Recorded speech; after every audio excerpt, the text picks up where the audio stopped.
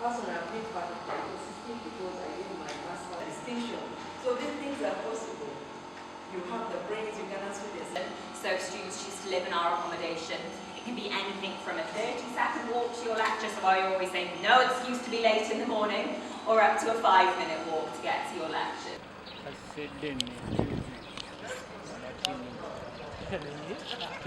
Education infrastructure, that is the funding in those universities that don't twice. So I'm pretty sure what I'm talking about. We can work together to ensure that what we started today is really taken to better heights and is achieved. Thank you very much. If you don't have any, then we'll move to Jessica to see what she has. Any questions? Here. Say something about Jessica. I need to assure Jessica that your coming is staying, like a national is staying, and as one of the new universities in the country, we University, Lawrence, please feel free to jump in here to that. kuzimba ebyensoma mu Seeta University. Mu programs zetulina tugenda kubeera n'okuwanyisa abayizi, okuwanyisa programs n'okuwanyisa abasomesa.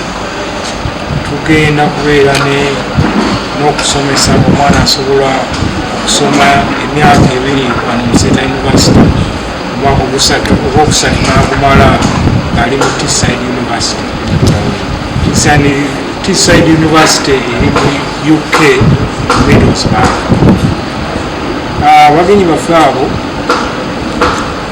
bazze nga baagala tubeere ne exchange mu programs.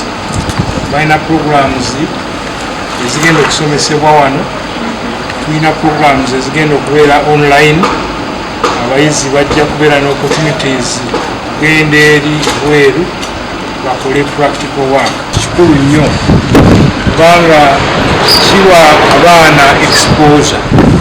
Ate omwana bw'abeera exposed ne innovations zikyuka, n'engeri gy'akolamu ebintu ekyuka kubanga abalabye ebintu ebyenjawulo, abaasomye ebintu ebyenjawulo, abaafuna emikisa hands on ebweru w'eggwanga lye, n'olwekyo bw'akomawo wano abeera wa muganyulo munene ng'asobola okuteeka ebintu bino byonna mu kukola.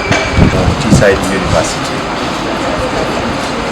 Olwaleero nkulu kubanga tutandise omukago wakati wa Teesside University ne Seeta University okuba nti tubangula abaana nga tukozesa obwenjawulo. Tugenda okufuna abakugu okuva Bungereza mu Teesside University nga bajja okulaganira wamu n'abakugu mu Seeta University okuba nti abaana baffe tubangula bafuuka ab'omutindo ku nsi yonna. Ekyo kikusinga okusimbako essira kubanga ensinga bwetambula kati omwana ayina okubeera nga asobola okubeera obwenkizo mu nsi yonna, asobola okuba nga asobola okufuna emirimu mu nsi yonna. Ekyo twagala okukola abaana baffe bagenda okufuluma wano mu Seeta University nga bali attractive okubeera nga bali employed mu nsi yonna.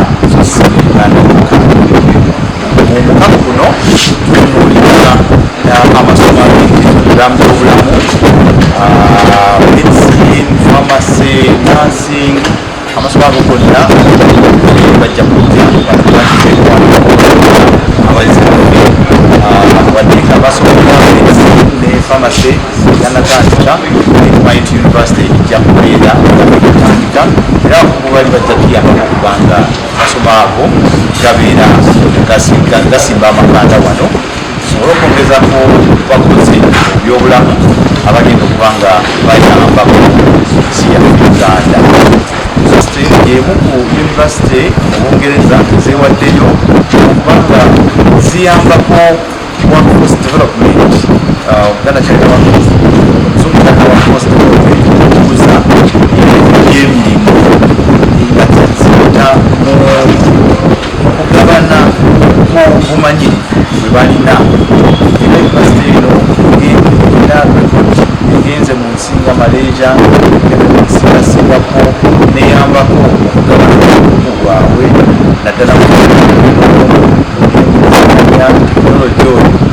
So Univervisity eno olw'obumanyirivu obweyina ensonga lwaki evuddeyo nega nti ejje ne Seeta University esobole okubeera nga egabana obumanyirivu obwo okuyambako okubyenjigiriza naddala mu masomo ag'enjawulo nabyobulamu teknologi, computing n'ebirala.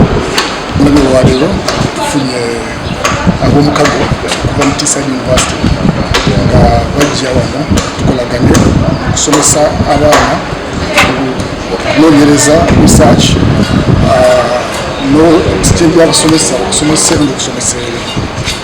Kyetwagala kufuna omwana nga ali globally relevant era kitwanguyize nti omwana waffe aba graduatinze wano kimwanguyiza okuyingira mu butale obwabweru okukola emirimu wasimulana wa Seeta University yokka era mwana wansi tugunja product yansi yokka.